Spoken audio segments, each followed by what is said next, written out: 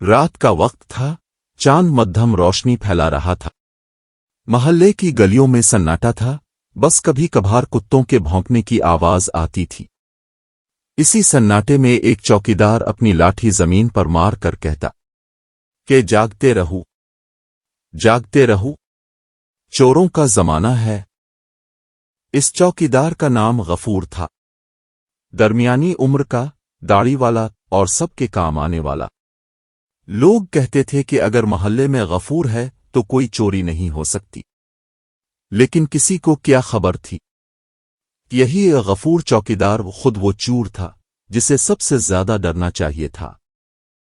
ایک رات محلے کے حاجی بشیر کی دکان سے کچھ قیمتی چیزیں غائب ہو گئیں، خاص طور پر وہی الماری جس میں روز کی کمائی رکھی جاتی تھی۔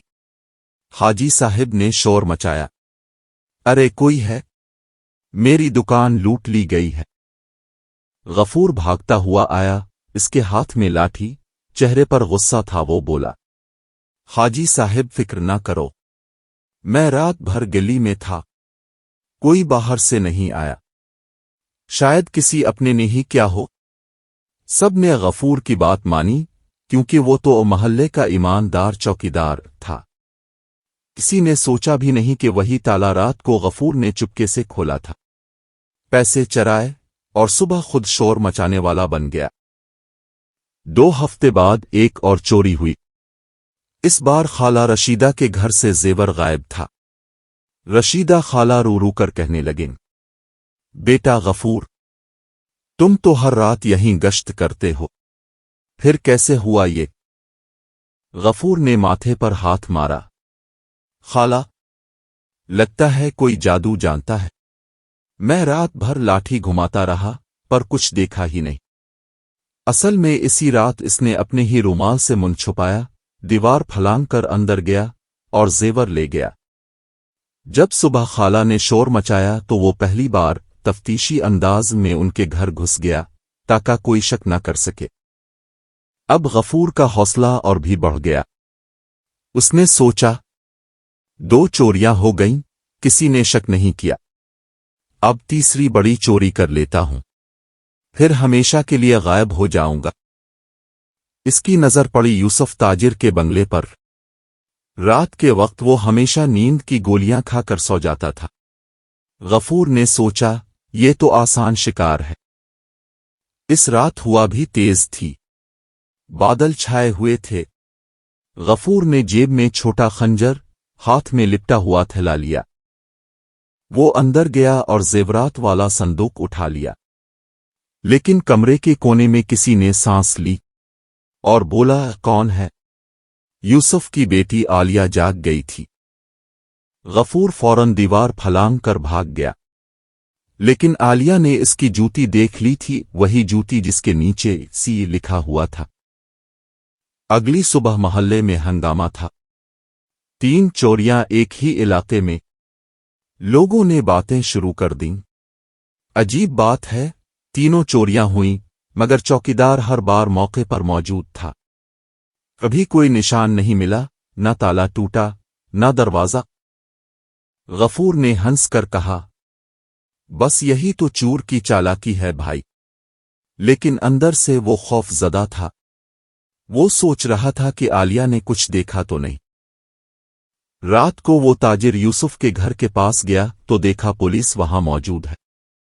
اس کا دل دھڑکنے لگا۔ تاجر یوسف نے چپکے سے ایک جال بچھایا۔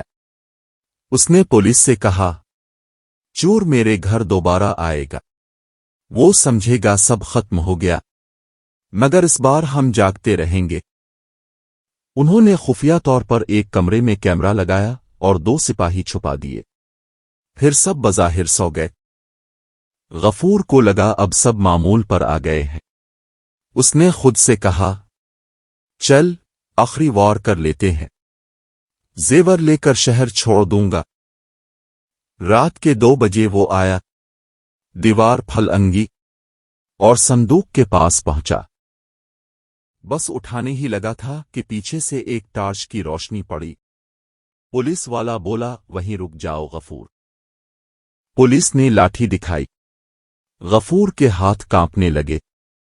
وہ ڈرتے ہوئے بولا، میں چوکیدار ہوں۔